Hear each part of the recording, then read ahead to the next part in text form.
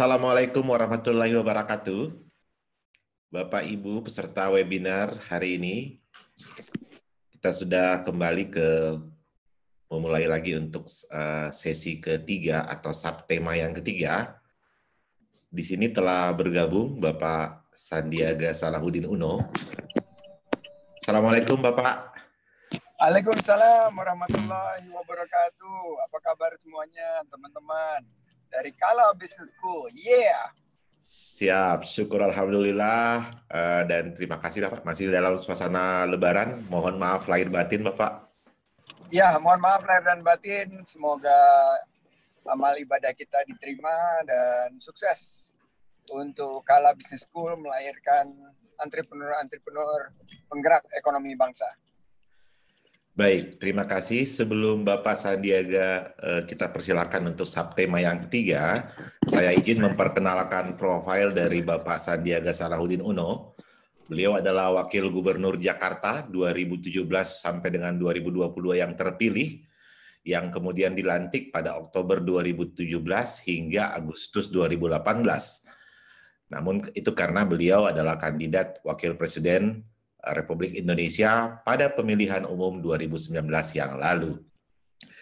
Bapak Sandiaga adalah salah satu pengusaha muda yang paling terkemuka dan aktif dalam komunitas bisnis Indonesia. Beliau dikenal sebagai salah satu pendiri PT Saratoga Investama Sedaya Tbk, perusahaan investasi aktif pertama dan terbesar yang terdaftar di Indonesia dan menjabat sebagai Presiden Direktur pada 2004 sampai dengan 2015. Beliau sukses memimpin dan membawa perusahaan ini dengan track record yang sangat membanggakan. Sejak tahun 2005, beliau telah aktif berkontribusi sebagai ketua pada beberapa asosiasi dan yayasan di Indonesia. Pada April 2015, didorong oleh keinginan dan kecintaannya untuk terus mendukung pembangunan ekonomi Indonesia, beliau memimpin pengembangan platform ekonomi Partai Gerakan Indonesia Raya sebagai Wakil Ketua Dewan Penasehat.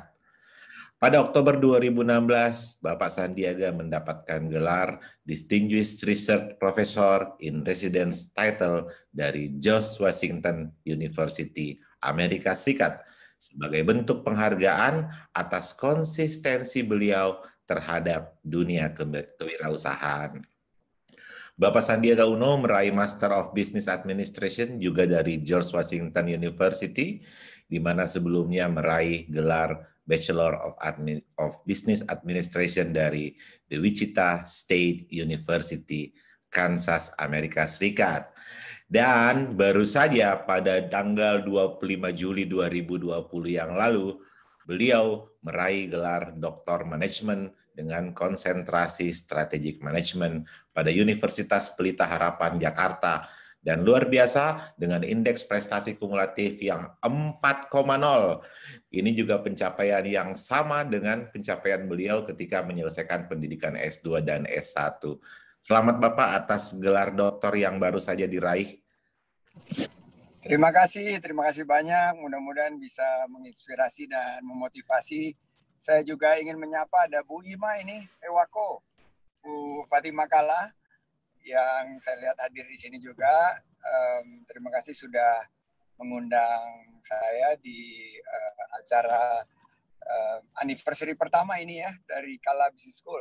Semoga ini menjadi dirgahayu yang bisa menjadi satu tonggak untuk Kala Business School dan semua aktivitas akademikanya untuk terus berkontribusi di tengah pandemi ini. Saya lihat memang banyak sekali tugas tanggung jawab kita untuk terus menggerakkan ekonomi, menciptakan lapangan kerja. Demikian. Terima kasih. Baik, Bapak, tanpa membuang waktu, mungkin kita persilakan kepada Bapak Sandiaga dengan subtema yang ketiga, masa depan bisnis Indonesia di masa normal baru. Dipersilakan, Pak. Baik, terima kasih. Materi sudah di-share oleh panitia. Terima kasih. Saya beri judul Ewako, Striving for the Entrepreneurial Value, yaitu salah satu yang terpenting di tengah pandemi ini adalah kita tetap semangat dalam menjaga tubuh yang sehat, dan kita yakin bahwa dengan semangat entrepreneurship value atau nilai-nilai kewirausahaan, kita bisa menggerakkan, mengkaji peluang, dan di tengah justru krisis, saya pernah mengalami sendiri krisis tahun 97 dan 98, ternyata krisis tersebut justru menjadi kesempatan saya berpindah kuadran. Dari tadinya seorang karyawan, akhirnya dari pekerja kantoran, saya membuka usaha kecil di bidang keuangan, dan alhamdulillah sekarang bisa menjadi satu usaha investasi aktif di Asia Tenggara dengan membuka lapangan kerja bagi 30.000 karyawan. Kita berjumpa lagi, Aga Kareba. Teman-teman sekalian adalah para pewaris sejati jiwa para pelaut, jiwa para petualang. Ini karakter entrepreneurship sejati. Dalam bahasa kekiniannya saya sebut dengan one way ticket atau satu tiket menuju kesuksesan. Sekali lagi, kita mengucap tekad, terucap tekad kita, pantang kita surut sebelum tujuan tercapai. Di slide kedua, saya ingin memperlihatkan bahwa dunia mengalami tantangan yang luar biasa. Dan di tengah pandemi ini, kalau kita bedah perekonomian kita, ternyata perekonomian kita ini ditopang oleh usaha kecil dan menengah. Usaha kecil menengah ini mendominasi total 99,9% daripada populasi unit usaha. Sementara dari jumlah lapangan kerja yang dikontribusikan ada 97,3%. Dan kalau kita melihat lagi, 60%. Jadi mayoritas daripada ekonomi kita ini justru disumbangkan oleh para pelaku ekonomi kecil, mikro, ultramikro, dan menengah. Nah, kita menghadapi tantangan luar biasa besar. Di tengah pandemi COVID-19 ini, perekonomian Sulsel triwulan pertama 2020 tumbuh, alhamdulillah masih tumbuh sekitar 3,07% year on year. Memang secara signifikan melambat dari tingkat pertumbuhan tahun-tahun atau periode sebelumnya dibandingkan pertumbuhan triwulan 4 2019 yang tercatat di angka 6,48% year on year. Jadi kalau kita lihat harga-harga laju inflasi di Sulsel pada triwulan pertama 2020 tercatat mencapai 2,49% year on year, yang lebih tinggi dibandingkan inflasi pada triwulan keempat 2019 yang sebesar 1,9%. Nah, kalau kita lihat penyebaran COVID-19 menjadi salah satu atau satu-satunya faktor dominan yang menyebabkan pertumbuhan ini menurun secara signifikan. Kita menghadapi cuaca yang sangat buruk di tengah badai yang luar biasa dahsyat. Nah, inilah saatnya pelaut-pelaut tangguh bukan menghadapi laut yang tenang, tapi pelaut-pelaut tangguh ini justru lahir menghadapi laut yang sangat bergejolak. Laut tangguh ini seperti orang-orang para pengusaha dari Sulawesi Selatan adalah pelaut yang juga lahir bukan karena riak, tapi justru badai dan gelombang. Di slide kedua, kita melihat bahwa e-commerce kita ini sekarang tumbuh, berkembang menjadi e-commerce yang terbesar di Indonesia ini sekarang di pasar ASEAN nomor 1, 21 miliar dolar. Belum lagi kita lihat dari segi agropreneur atau dari sisi pertanian, dari sisi pangan, ini sekarang menjadi salah satu daya tarik kesehatan juga di tengah pandemi ini. Slide berikutnya, saya ingin mengingatkan bahwa ini angka-angka adalah indeks. Tapi di belakang angka-angka ini yang semuanya kelihatan menurun adalah manusia-manusia yang sekarang kesulitan mencari lapangan pekerjaan. Kehilangan mata pencaharian, banyak yang di PHK. Kalau saya tanya, tolong 100 lebih yang bergabung di webinar ini dan mungkin lebih lagi melalui kanal-kanal media sosial lainnya, tolong dijawab di kolom komen atau Zoom group chat. Mencari kerja sekarang, gampang atau susah? Ayo jawab.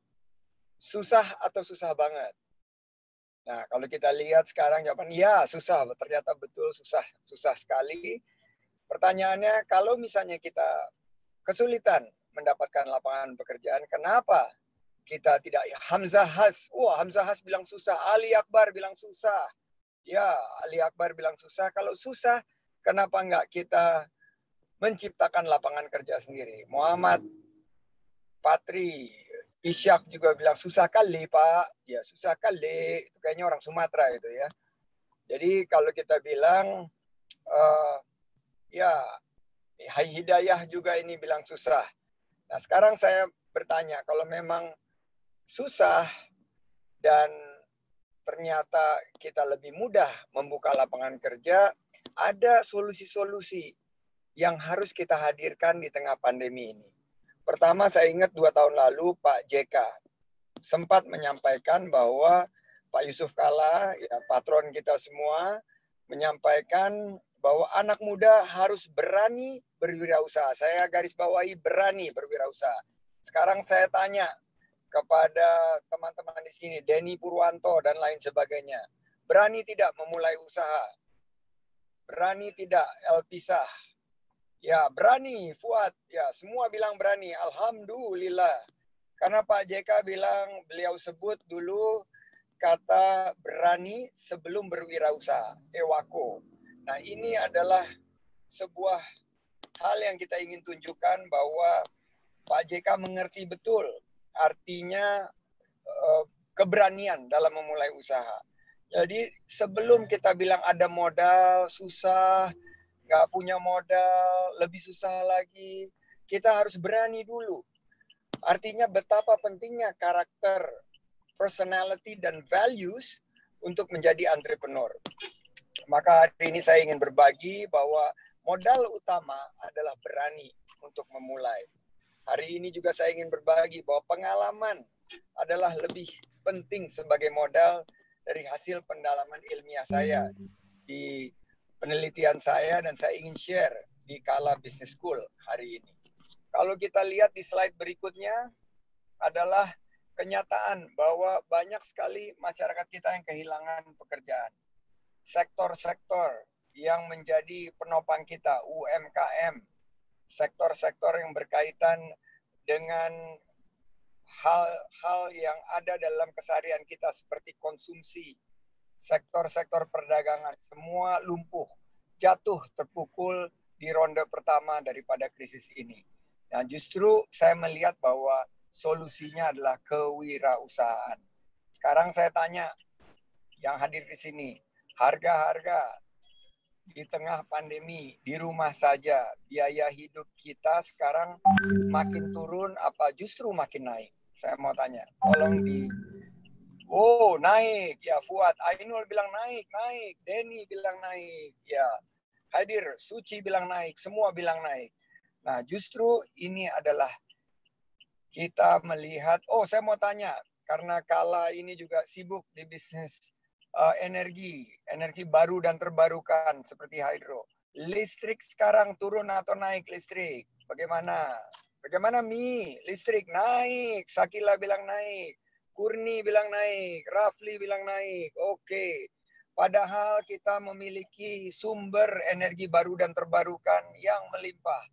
Namun karena fokus kita belum hadir untuk menginovasi sumber-sumber kita, sehingga akhirnya apa yang kita hadapi adalah harga-harga semua terkesan tidak stabil dan mahal, termasuk juga listrik.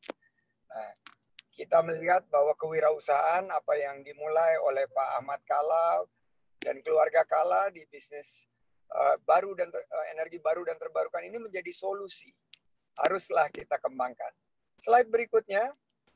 Saya ingin menyentuh beberapa hal yang berkaitan dengan penelitian saya yang baru saja dirampungkan kemarin, yaitu dampak daripada nilai-nilai kewirausahaan, effect of entrepreneurial value, dan entrepreneurial orientation atau orientasi kewirausahaan kepada UMKM. Ini kebetulan juga baru saja dipublish tahun lalu di jurnal Innovations, Journal of Creativity and Change, International Journal of Innovations, Creativity and Change, yang sekarang ini menjadi salah satu jurnal acuan untuk hal-hal yang berkaitan dengan inovasi, berkaitan dengan kreativitas, dan juga perubahan, apalagi di tengah pandemi COVID-19. Oleh karena itu, saya ingin sharing bahwa dalam penelitian saya ada 3 hal yang terpenting, yaitu nilai kewirausahaan, juga yang kedua adalah orientasi kewirausahaan, dan ketiga adalah dampak dan pengaruh UMKM dalam menyikapi pandemi ini. Di slide selanjutnya, hasil dari penelitian ini saya ingin share di Kala Business School. Sebelumnya, mohon maaf. Ya, di entrepreneurial value model ini terlihat bahwa dari yang saya pelajari bahwa ada 4 karakter personal tentang kewirausahaan yang dimiliki oleh para wirausaha-wirausaha, termasuk wirausaha yang dari Sulawesi Selatan. Pertama adalah achievement motivations. Mereka ingin terus bergerak. Saya kenal dengan salah satu keponakan dari Pak JK, yaitu Saudara Erwin Aksa, putra Pak JK juga Pak Suhaili, juga ada keponakan salah satunya Pak Afi Kala, Pak Eki, Ahmad Zaki Amiruddin, semua ini memiliki keinginan untuk maju, achievement for motivations. Kedua, locus of control, bahwa mereka ingin menjadi nakoda, ingin menentukan arah tujuan masing-masing. Ketiga adalah risk propensity, sebuah keinginan yang besar untuk berani mengambil resiko. Dan keempat terakhir adalah sikap proaktif. Nah, nilai kewirausahaan tersebut yang diramu menjadi 6 nilai kewirausahaan yang bisa dilandasi dan menjadi modal untuk kita maju dalam berbisnis maupun dalam karir kita ke depan. Karena entrepreneurial values itu bukan adalah profesi, tapi justru adalah mindset. Mindset kita. Kita boleh di mana saja berkarya, tapi kita harus memiliki mindset entrepreneurship. Apa itu saja entrepreneurial values? Satu adalah achievement, prestasi. Kedua adalah stimulation, yaitu dia selalu bergerak. Dia selalu mencari, menjemput bola. Ketiga adalah self-direction. Dia menentukan arah langkahnya sendiri. Dia tidak mau bergantung dengan orang lain. Keempat adalah universality, yaitu kebersamaan. Bahwa mereka ingin menyelesaikan problem-problem yang dihadapi oleh masyarakat. Kelima adalah benevolence. Para pengusaha ini, entrepreneur ini saling peduli. Dan terakhir adalah security. Mereka ingin memastikan bahwa ada satu semangat untuk kemandirian dari tiap-tiap kewirausahaan. Nah, dari sini kita masuk kepada cultural relevance atau sebuah kearifan lokal. Ewako, berani, sekali layar terkembang, pantang, hidup, surut kita ke pantai. Ewako, lebih baik tenggelam daripada balik haluan. Itu semangat daripada personality traits atau 4 semangat tadi yang menjadi 6 setelah kita peras menjadi 6 nilai-nilai kewirausahaan. Saya ingin tutup hari ini dengan slide berikutnya, adalah slide yang saya sebutkan sebagai quadruple helix. Peran kita ada di mana? Kala Business School bergerak di sektor akademik. Ada juga tentunya grup bisnis Kala di dunia usaha dan sektor swasta, pemerintah, namun juga ada komunitas dan masyarakat. Kebetulan kami menggagas OKOC dan Rumah Siap Kerja. Ini adalah bagian daripada model quadruple DNA yang diperlukan, yaitu quadruple helix inovasi yang diperlukan oleh bangsa ini untuk keluar dari pandemi COVID-19. Terakhir, saya ingin mengingatkan kita semua, slide berikutnya adalah untuk terus berolahraga. Saya melihat bahwa garis benang merah yang kita dapatkan orang-orang sukses ini terus berolahraga. Dan di tengah pandemi COVID-19 ini justru kita meningkatkan imunitas kita dengan mendapatkan sinar matahari. Terakhir, saya ingin menutup dengan pantun. Memang pandemi membuat kita terjepit. Ekonomi menjadi sulit, tapi kini saatnya bangkit. Ayo menang lawan COVID. Yes, we can do it. Terima kasih. Wabillahi taufik walhidayah. Wassalamualaikum warahmatullahi wabarakatuh. Waalaikumsalam warahmatullahi wabarakatuh. Luar biasa pantun dan semangat Ewako dari Bapak Sandiaga. Mungkin di sini ada Ibu Fatima atau Pak Saki yang menyapa Pak Sandi mungkin. Mic-nya Ibu Fatima. Ya, Assalamualaikum Pak Sandi. Bagaimana kabar? Waalaikumsalam Bu Ima. Saya sudah selesai utangnya.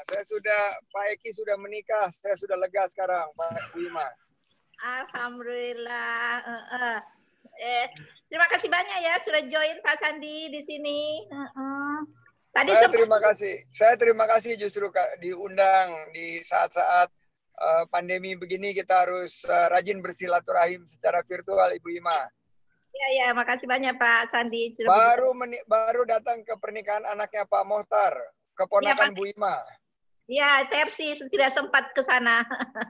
Ya, ini saya baru pulang ini langsung bergabung di sini. Jadi saya buru-buru salam tidak makan langsung bergabung di Kala Business School.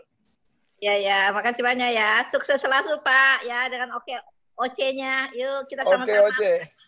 Kita sama-sama bangkitkan ekonomi rakyat Pak ya. Siap, bersama-sama sama Bu Ima. Terima kasih. Baik Ibu Ima. Pak Ahmad Saki. Ahmad Saki ini mungkin masih olahraga dia. Dia olahraga sehari 6 jam. Saya juga setuju Pak. Kita harus olahraga terus. Kita bikin press, olah fisik kita. Baru bisa. Iya betul. Harus press Bu. Setuju Bu. Jadi pengusaha kalau orang olahraga. Iya. Olahraga pengusahanya nggak bisa sukses Pak. Betul, Pak JK juga memberi inspirasi kita, Bu Ima. Selalu masih rajin jalan pagi dan golf.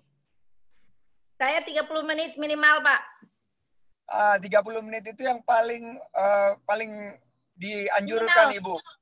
Paling dianjurkan. Karena 30 menit itu zat-zat endorfin. Nah, ini teman-teman semua mendengar ya dari Kala Business School.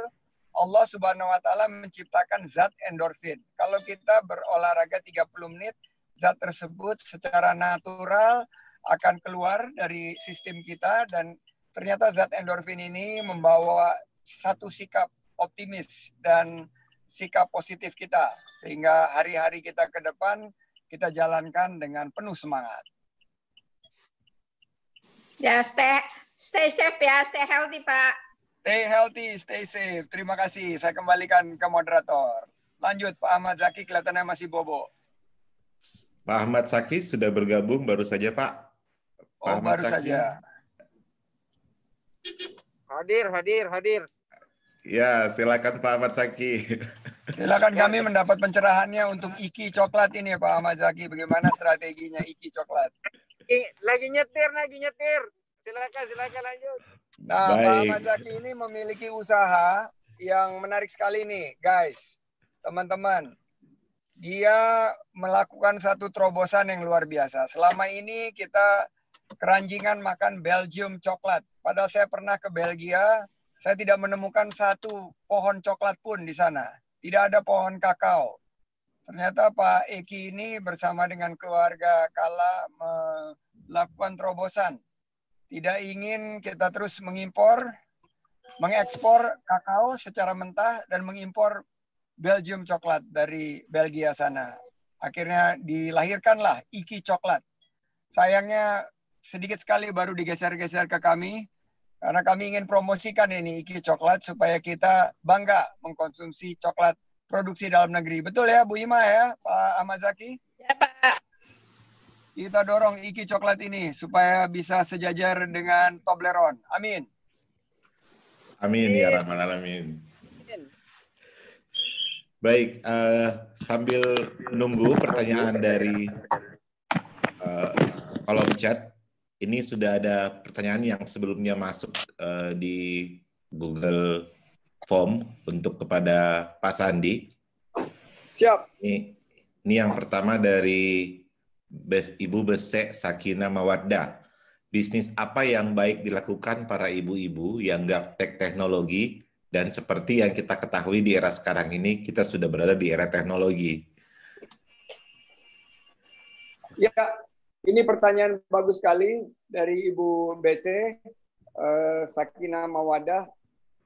Saya melihat walaupun Ibu ya kurang lebih merasa gaptek, tapi ibu saya 79 tahun sekarang sudah cukup mahir menggunakan Zoom. Jadi ini bisa dilatih Ibu, dan kami di OKOC nanti bisa bekerja sama dengan Kala Business School, bisa melatih penggunaan dari teknologi ini. Kedua langkahnya adalah berkolaborasi. Mungkin Ibu pintar memasak, mungkin memasak coto, atau yang sekarang lagi hits banget di kalangan para YouTuber, yaitu barongko dari pisang itu. Nah, itu bisa dikolaborasikan dengan para anak-anak muda yang memang sudah jauh lebih mahir dalam melakukan bisnis menggunakan aplikasi online dan digital. Jadi jangan khawatir, ada dua strategi. Pertama adalah kuasai ilmunya, dan kedua adalah berkolaborasi. Saya dengan senang hati nanti bisa kita fasilitasikan dengan Kala Business School. Kita bisa ada pelatihan tentang teknologi. Dan kedua, jika memang ingin berkolaborasi, bisa kita fasilitasi dengan beberapa pendekatan yang kita harapkan mampu untuk mendorong bisnis Ibu ke depan. Sukses. Baik, sangat jelas dari untuk Ibu Besek Sakinah Mawaddah. Ini masih ada yang berikutnya dari Ariza Agnia Rahman.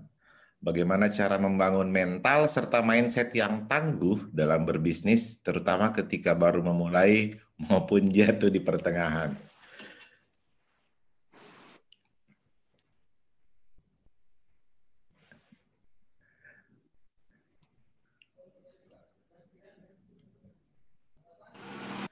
Baik, dari Pak Sandi. Ya.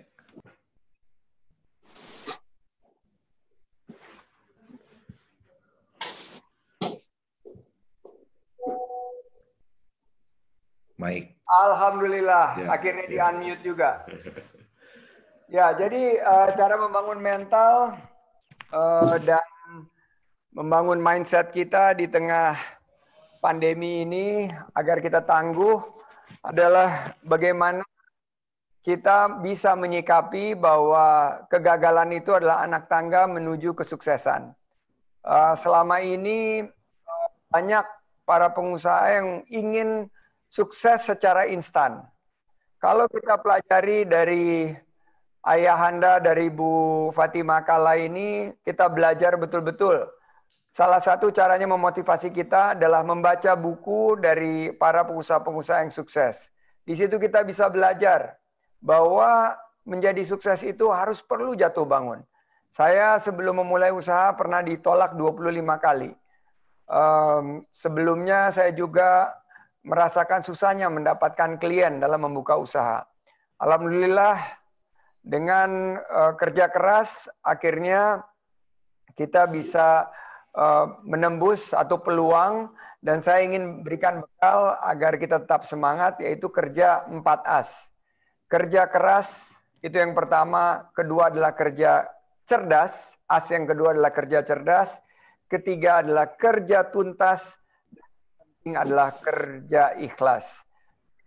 Yang saya ingin titipkan pesan kepada seluruh para partisipan Kala Business School, kita kerja 4As. Ikhtiar yang terbaik daripada keras, cerdas, tuntas, setelah itu kita serahkan kepada Allah Subhanahu wa Ta'ala, Tuhan yang Maha Kuasa, karena rezeki tidak akan pernah tertukar. Ikhtiar kita tidak akan mengkhianati hasil yang akan didapat. Sukses untuk kita semua. Baik, ini pertanyaan mengalir dengan deras nih Pak untuk Pak Sandi nih. Oh, berarti sudah mulai panas ini engine-nya. Mungkin karena tadi saya cerita tentang Iki coklat. Baik, masih ada lagi yang pertanyaan yang ketiga. Ini pertanyaan dari Muhammad Gilang Hikam Syah. Kenapa bisa awet muda meskipun banyak memikirkan bisnis? Ini olahraga tadi. Jadi salah satunya tadi saya sudah sebutkan olahraga.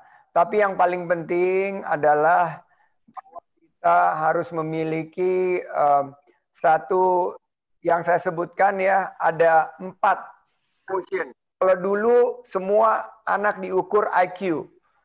Tapi setelah itu berkembang, yang diukur adalah EQ, emotional quotient.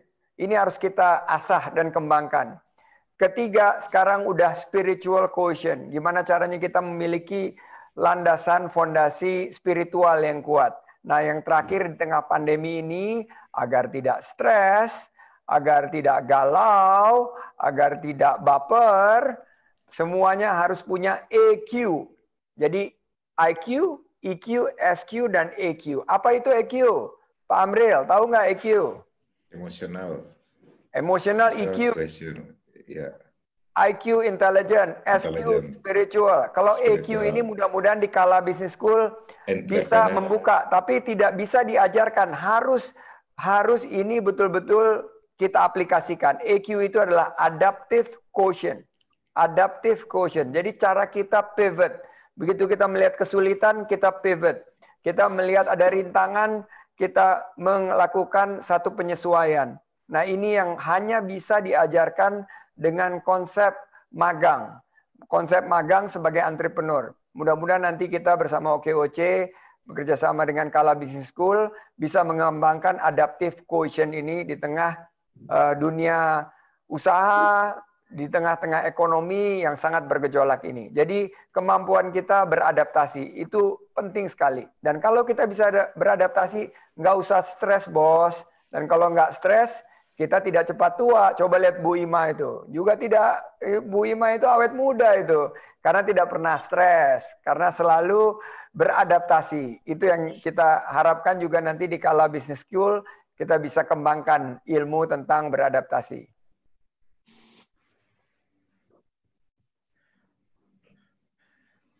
Lanjut Pak Amril. Sangat menarik EQ tadi Pak ya. Sepertinya apalagi yang Bapak baru doktor baru, sepertinya bisa kami daftar Pak sebagai dosen pada Kala Business School Pak. Oh, senang hati, ini luar biasa. Kalau saya diajak ke sini merupakan satu sangat tersanjung saya kalau diajak untuk mengisi materi di Kala Business School. Alhamdulillah. Baik, kita masih tunggu pertanyaan berikutnya. Ini pertanyaan dari Ainul Hidayah. Assalamualaikum Pak Sandi, saya ingin bertanya bagaimana tanggapan Bapak terhadap anak-anak muda di Indonesia yang sedang merintis karir sebagai entrepreneur muda. Wow. Saya sangat mendukung dan saya sangat bangga, saya sangat happy dengan anak-anak muda Indonesia yang mencoba menjadi bagian daripada solusi, bukan bagian daripada masalah.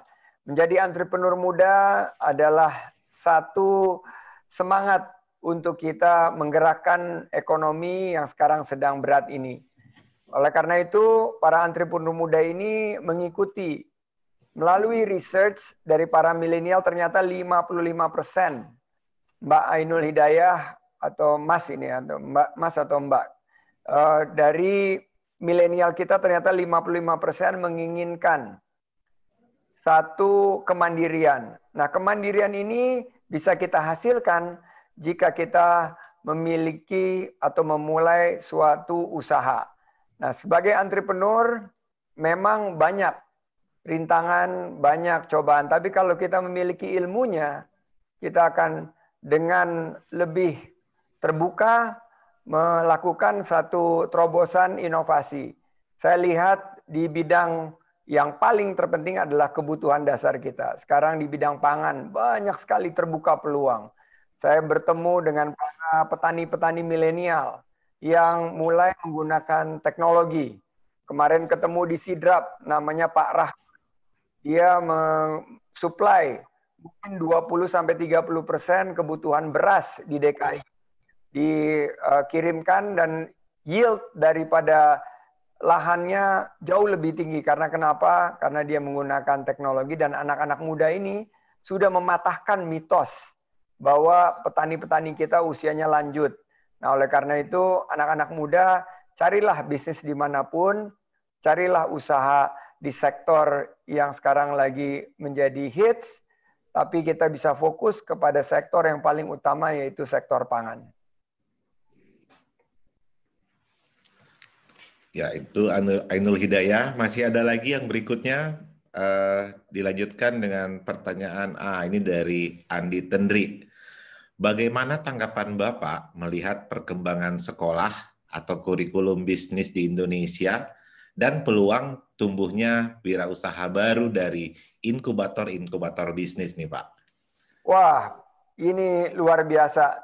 Dengan adanya semakin banyak business school, semakin banyak institusi pendidikan, semakin banyak inkubator-inkubator, ini akan memudahkan para wirausaha-wirausaha atau entrepreneur-entrepreneur pemula untuk bergerak memulai usahanya. Karena dari berdasarkan research, ternyata lebih dari 70% pengusaha tersebut memiliki peluang untuk sukses jika mendapatkan pelatihan dan inkubasi.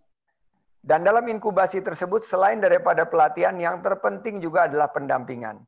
Nah, saya berharap juga di OKOC dan nanti ke depannya dengan Kala Business School kita bisa menandatangani kerjasama. Kita berikan pelatihan dan pendampingan bagi para wirausaha-wirausaha muda sehingga terciptalah sebuah ekosistem, yaitu sistem yang saling mensupport. Salah satu konsep bertahan di tengah pandemi COVID-19 ini adalah ekonomi berbasis silaturahim, ekonomi berbasis jejaring, dan ekonomi yang berbasis ekosistem. Nah, Pak Amril akan melihat bahwa inkubator-inkubator ini ternyata begitu mereka berjejaring di seluruh wilayah Indonesia akan mampu untuk menjadi satu bantalan atau social economical safety net. Economical safety net, jadi jaring pengaman ekonomi. Jadi ada yang bilang jaring pengaman sosial, tapi kalau kita ciptakan inkubator lebih banyak, berkolaborasi dengan komunitas penggerak UMKM dan pemberdayaan entrepreneur muda, ini akan menjadi jaring penguat atau jaring pengaman ekonomi kita. Baik, jadi banyaknya inkubator justru akan memperkuat ekonomi kita dengan semakin membesarnya jaring itu, Pak Sandi ya. Ya, inkubator kita masih sangat sedikit. Dibandingkan dengan negara-negara yang maju, business school dan inkubator kita sekarang di taraf 10% daripada jumlah yang ideal. Jadi perlu 10 kali lipat jumlah business school dan inkubator di seluruh pelosok Nusantara untuk membangun ekonomi rakyat kita yang jauh lebih kuat. Baik Pak, ini kalau dari waktu ini sepertinya sudah lewat, tapi dengan pertanyaan yang ini, apa Bapak masih bersedia untuk kita tanyakan lagi? Boleh, mungkin 1-2 pertanyaan berikut ya, terakhir. Baik, ya. 2 pertanyaan terakhir, dipersilahkan dari Budiman Terry. Saya dengan teman-teman di Makassar memulai bisnis skala kecil bergerak di furniture tapi kami masih bergulat di konsep bisnis kami.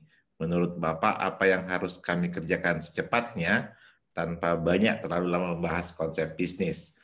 Secara pribadi juga, apakah OKOC udah ada di Makassar, Pak? Apakah wadah untuk dimentor langsung dengan Bapak ataupun orang-orang yang dekat dengan Bapak? Terima kasih. Baik, terima kasih. Kebetulan kami juga sudah hadir di Makassar, bekerja sama dengan teman-teman HIPMI, ada juga komunitas tangan di atas, dan beberapa anak-anak yang tergabung dalam millennial entrepreneur atau milepreneur. Ini menjadi penggerak-penggerak OKOC. Dan salah satu tokoh di sana selain Pak Ahmad Zaki dan Pak Erwin Aksa juga ada Pak Andri Bulu. Pak Andri Bulu ini juga menjadi salah satu ujung tombak kita untuk membuka kesempatan melatih. Juga ada kader muda kita Adinda Ismail Bahtiar. Nah, inilah yang kita ingin semakin banyak untuk mendampingi rekan-rekan mulai usaha. Jadi just do it itu ada satu idiom yang sangat terkenal. Jangan terlalu banyak membuat konsep, pelajari, persiapkan, plan.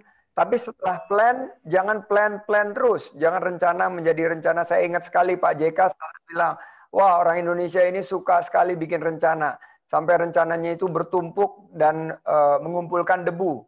Harus kita eksekusi. Jadi kita rencana ini kita matangkan, tapi setelah matang, kita langsung uji dengan eksekusi. Saya yakin kesempatan ini ada di tangan teman-teman. Mari kita kembangkan kesempatan ini. Mudah-mudahan di tengah pandemi COVID-19 ini justru membuka satu kajian peluang berdasarkan nilai-nilai kewirausahaan kita. Terima kasih tepuk tangannya Rafli. Terima kasih. Tepuk tangan virtual. Tadi Rafli kasih tepuk tangan saya kayak gini nih. Pak Amril bisa nggak kasih kayak begini? Bisa, Pak. Coba mana tepuk tangannya? Bu Ima bisa nggak? Oh, Pak Diki terima kasih jempolnya. Tri Rahayu terima kasih. Ya, mana Pak Amril? Belum tepuk tangan tuh. Bu Ima ada nggak Bu Ima tepuk tangannya? Ya, tepuk tangannya gimana sih? Ke tombol reaction Bu. Nah ini nanti di Kala Business School kita akan ajarkan bagaimana bertepuk tangan secara virtual. Jadi karena Zoom ini suaranya supaya terfokus, nah kita bisa memberi tepuk tangan dengan reaction button. Nah Pak Amril sudah, Muhammad Patri sudah, KBS Amri sudah juga, Samsril KBS, wow, Rinaldi, Hamri, semua sudah. Syahrianti, terima kasih sudah bertepuk tangan juga. Terima kasih, akhirnya waktu juga yang memisahkan kita. Saya ucapkan sekali lagi terima kasih undangannya dari Kala Business School. Dirgahayu pertama, semoga terus bisa menggerakkan motivasi para entrepreneur muda kita untuk menjadi roda perekonomian bangsa di tengah pandemi COVID-19 ini. Terima kasih Pak Sandi. Ada dari Ibu Fatima mungkin terakhir sebelum kita tutup? Oh, baik. Demikian sesi 3 atau subtema yang ketiga pada hari ini. Ini ada pesan dari panitia sebelum kita akhiri agar semua peserta mengaktifkan videonya. Kita akan foto bersama secara virtual juga. Silakan diaktifkan Bapak Ibu untuk kita foto bersama dengan Pak Sandiaga, Ibu Fatima, dan juga Pak. Semua ada di sini. Baik.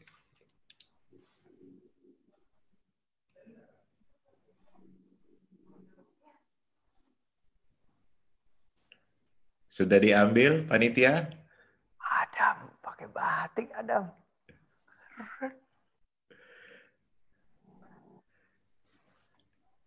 Oke, panitia.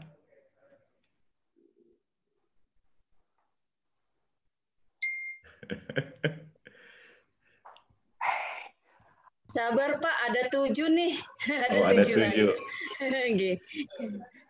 Hai Rio. Mungkin bisa dibantu sama yang teman-teman yang lain. Ada 7 nih. Ada 7 7. Mohon panitia itu ada beberapa peserta yang nggak bisa mengaktifkan kameranya, kasihan. Kagak bisa selfie. Mardiana sabar ya. Sahardi sabar, ya Irfan sabar, Rizka juga sabar, ya. Sabar, ini ujian ya. Nanti kalau nggak bisa, nanti kita fotonya langsung aja kalau saya diundang di Kala Business School secara fisikal. Siap, Pak.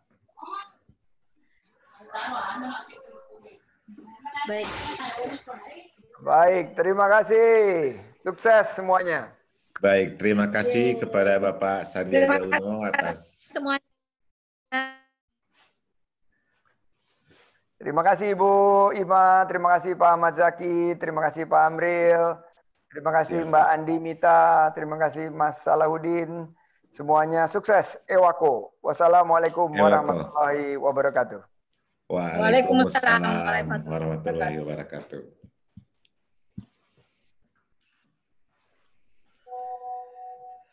Baik, Bapak Ibu sekalian, dengan selesainya subtema yang ketiga, kita masuk di penghujung acara ini.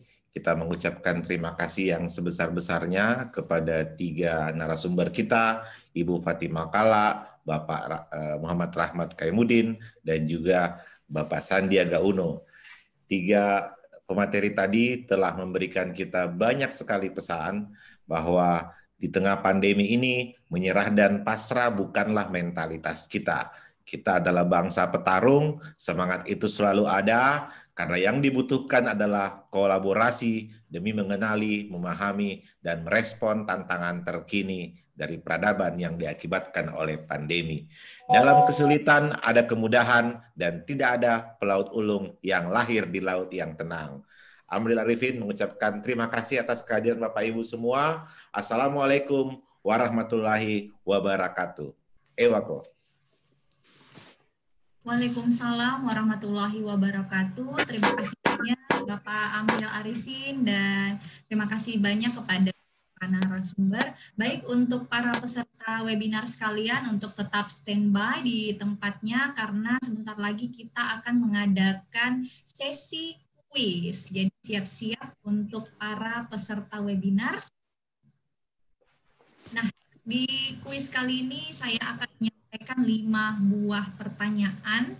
Nanti pertanyaan yang paling cepat dan benar di kolom chat akan menjadi pemenangnya. Jadi siap-siap kepada para peserta webinar kiranya untuk bersiap jempolnya untuk mengetik jawaban di kolom chat. Dan pertanyaan ini terkait dengan Kala Business School. Tentunya yang standby dari awal acara sampai di akhir acara tentunya pasti akan bisa menjawab pertanyaannya ya.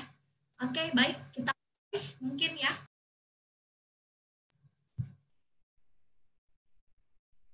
Ya, siap-siap. Sebentar. Nah, pertanyaan yang pertama. Tanggal dan bulan berapakah hari jadi Kala Business School? Silakan langsung saya hitung sampai 5 detik. 5, 4, 3, 2, 1. Ya, terima kasih. Panitia mengecek siapakah yang peserta webinar yang paling tercepat menjawab dari kuis yang pertama. Ke kuis yang kedua. Nah, program studi apa saja yang dimiliki oleh Kala Business School? Silakan ditulis program studi yang ada di Kala Business School. Ada 4 program studi. Silakan ditulis dengan lengkap. 5, 3, 2, 1. Cukup? Wow, luar biasa ya. Luar biasa nih antusias dari para peserta webinar. Tapi hanya 1 pemenang yang kita ambil, teman-teman. Baik, lanjut ke kuis nomor 3. Siap-siap. Di manakah lokasi perkuliahan Kala Business School? Nah, 5, 4, 3, 2, 1. Cukup? Oke. Terima kasih. Nah, rasa antusias dari para peserta. Dan jempolnya agak cepat ya teman-teman supaya bisa menjadi yang pertama. Baik, kuis nomor 4, siap-siap ya. Nah, apa nama unit kegiatan mahasiswa atau UKM yang baru saja diresmikan saat ini jadi Kala Business School? Ya. 5, 4, 3, 2, 1. Baik, pemenangnya sudah didapatkan dari yang tercepat. Tentunya yang menyaksikan webinar ini dari pertama pasti akan dengan benar. Baik, nomor terakhir silakan. Nomor 5. Ya, apa nama lomba inovasi dan ide bisnis yang diselenggarakan oleh Sauraja Hub dan Kala Business School? 5, 4, 3, 2, 1. Wow. Cukup? Ya. Terima kasih untuk semua para peserta yang telah berpartisipasi di sesi kuis kita hari ini. Sebentar lagi mengumumkan siapakah pemenangnya.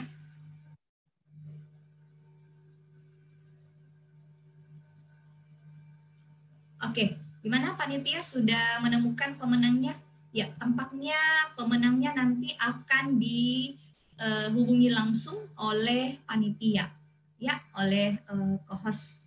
Jadi siap-siap setelah webinar ini handphonenya masih standby karena yang dihubungi nanti dialah yang akan menjadi pemenangnya. Baik, saya ingatkan kembali untuk di Instagram Challenge buat teman-teman peserta webinar yang masih ingin ikut, silahkan mengupload atau screenshot hasil dari webinarnya, lalu jangan lupa di-upload di story masing-masing. Jangan lupa @Kala Business School dan mention sebanyak mungkin teman-teman kalian. Nanti pemenangnya akan diumumkan. Nah, ini dia pemenangnya. Ternyata sudah kita dapatkan. Yang pertama itu ada Irfan, yang kedua ada Rafli, yang ketiga ada Dani Husain, yang keempat ada Anissa Feliana, dan yang kelima ada Octavia. Kami ucapkan selamat kepada seluruh pemenang dan nanti akan dihubungi oleh panitia. Selamat dan mendapatkan top up OVO ataupun GoPay sebesar Rp150.000 plus 5 voucher free Bugis Water Park. Selamat kepada para pemenang. Ya. Baik, peserta webinar sekalian, dengan berakhir sesi kuis kali ini, maka berakhir pula lah sesi webinar Kala Business School dengan tema menembus realitas dunia bisnis di era normal baru. Terima kasih banyak ucapkan kepada ketiga narasumber hebat. Terima kasih juga kami ucapkan kepada seluruh peserta setia menyaksikan webinar Kala Business School. Saya undur diri, mohon maaf yang sebesar-besarnya jika ada kata. Kita akhiri bersama-sama dengan membaca surah Al-Asr.